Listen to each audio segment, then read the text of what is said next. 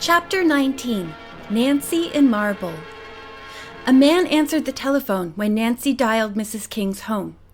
After she had identified herself as Nancy Drew from River Heights, he said he would get Mrs. King. "Hello," said a pleasant feminine voice. "This is Mrs. King. You are Miss Nancy Drew?" "Yes, Mrs. King. Would it be possible for me and my friend Ned Nickerson to come and call on you? I understand you have a life-size marble statue of a young woman." Nancy chuckled. "I'm trying to find one which I'm told looks like me. It's just possible yours is the right one." Mrs. King laughed. "Yes, indeed, you may come. This is the most unusual reason anybody has ever given to see my statuary. Now I can't wait to meet you. We'll drive over right away." Nancy returned to her friends and reported the phone conversation. "Come on, Ned, let's go." She said they would return to the restaurant after their call on Mrs. King. "If you three trail Mr. Basswood, leave a note for us." During the drive, Nancy removed her wig and Ned heaved a sigh. "Now you look like your old self, and more my style." 15 minutes later, he was ringing the bell of the King mansion. It was a huge house at the end of a long uphill driveway. A houseman opened the door. "Miss Drew and Mr. Nickerson?" he asked. Ned said, "Yes." "Please step in," the man requested. "I shall summon Mrs. King." The house was exquisitely furnished with beautiful tapestry drapes, oriental rugs, and fine furniture. On the walls of the rooms off the center hall were many valuable paintings. Graceful pieces of statuary on pedestals added to the artistic decor. "What a gorgeous home," Nancy murmured. Ned nodded, then grinned. "Fit for a king." Nancy laughed at the pun and turned toward the living room. Mrs. King rose from a chair and came into the hall. Her eyes opened wide upon seeing Nancy. She held out both hands to the girl. "I'm delighted to meet you, Nancy. And I think your search has ended. You look exactly like my beautiful statue." Then she turned to Ned. "Good evening," she said. "I'm so glad you both came.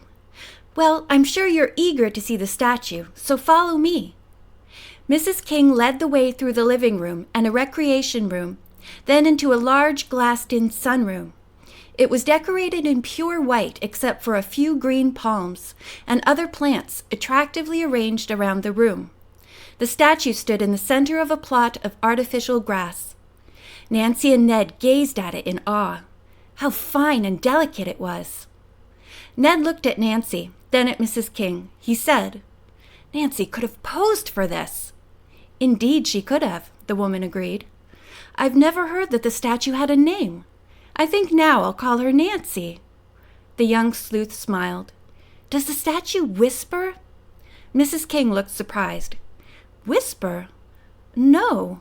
Why did you ask?" She invited them to sit down. Nancy told Mrs. King the story of the stolen whispering statue, including details of her search for it. Ned interrupted.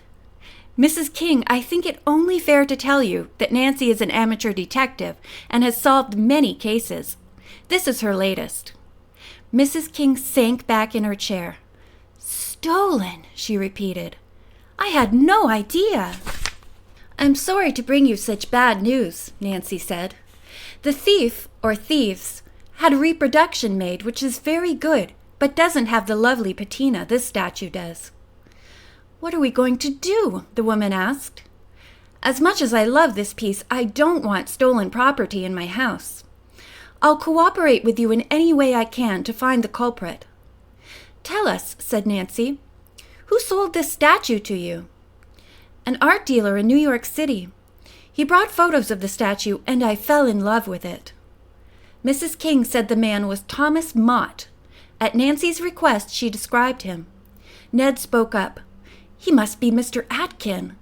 Nancy nodded and explained that Mr. Atkin was one of the men under suspicion.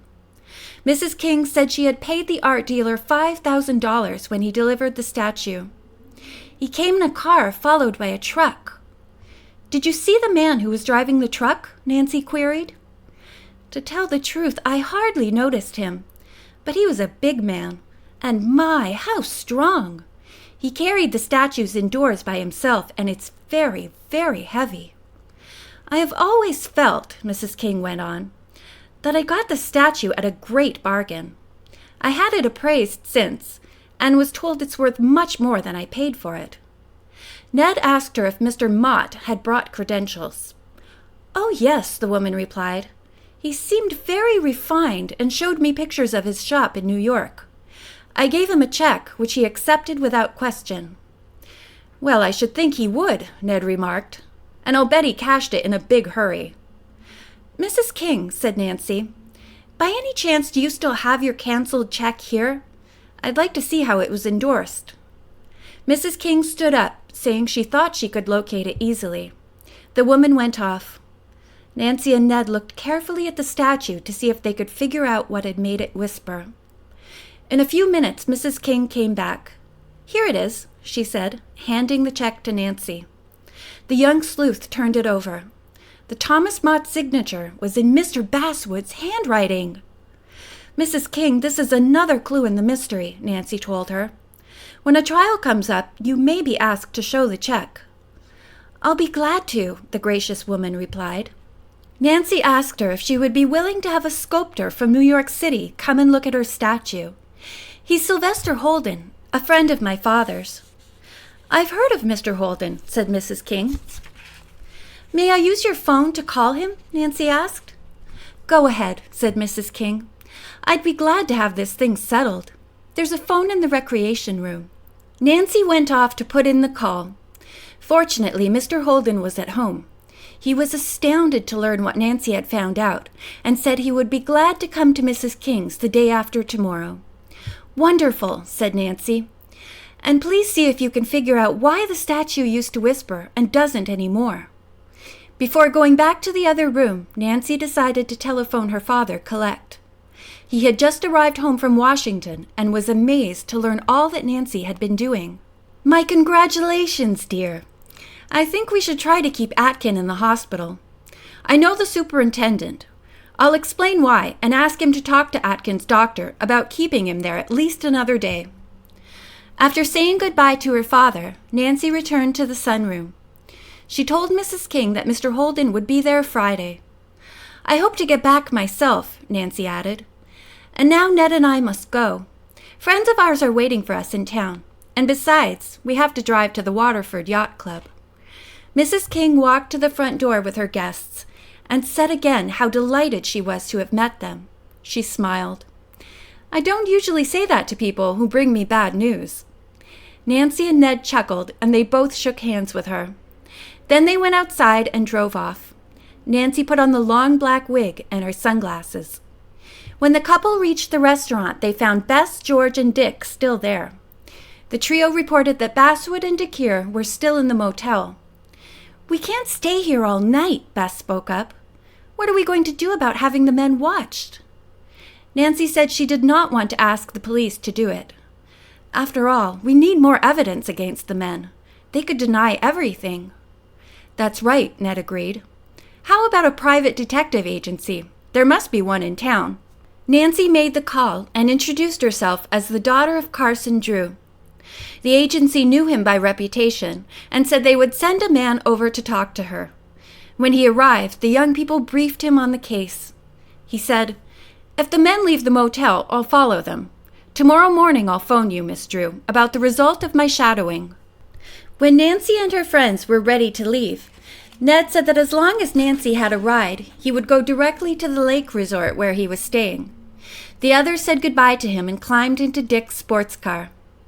Upon reaching the yacht club, the girls thanked Dick for all his help. He grinned. "I wouldn't have missed it for anything." While Nancy was getting ready for bed, her father telephoned. "I just had a call from the hospital superintendent," he reported.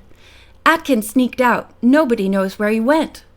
"Too bad," Nancy said. "I wonder if he knows where Mr. Basswood is." "I imagine he plans to join him," Mr. Drew replied. "The police went to the house where Atkin boarded. He has not been there and left the hospital several hours ago." Nancy suggested that perhaps Basswood and Marco DeKeer were waiting for Atkin at the motel. When he arrived, they would take off. "That's a good hunch," her father said. If you hear anything, let me know." In the morning, the private detective called Nancy. He said that neither Basswood nor his companion had left the motel. Using Dick's car, she drove with Bess and George to police headquarters. The officers had no report on the owner of the art shop. "May I have the key?" she requested. "I'd like to look around there again." The sergeant on duty handed it over and said with a smile, "Keep in touch with us." "I will," promised Nancy. It was a gloomy day, and the art shop was dark and rather chilly. The girls turned on all the lights. Everything was the same as Nancy had left it the day before. Bess hunched her shoulders. "Ugh, it's dismal and spooky in here. Let's go." Before Nancy could answer, a customer knocked on the front door. Bess begged her not to open the door, but Nancy said, "I may as well wait on the person." Within 5 minutes, 2 other customers arrived, and the 3 girls found themselves having a busy morning. By noontime, they had taken in a sizable sum of money. George remarked, "Basswood certainly isn't going to pay you any salary. Why don't you just quit the job? I'm sure you aren't going to find any more clues here." Nancy was inclined to agree and finally said she would lock the place. "Thank goodness," said Bess. "My feet hurt from being on them all morning. Let's go to that sandwich shop where we can sit down and get something to eat." "First, we'll go to the police," George told her. "We aren't going to carry all this money around." They walked to headquarters. Nancy turned in the cash and the key and said that she was locking the shop for the day. She suggested that the officers keep an eye on it. "We'll do that," the sergeant told her. While the girls were eating, Nancy said she wanted to drive to DeKeir's barn studio to see if he too has moved out. Before heading for the barn, Nancy telephoned Ned to ask if he would like to go along. He agreed, saying he would meet her there as soon as he could.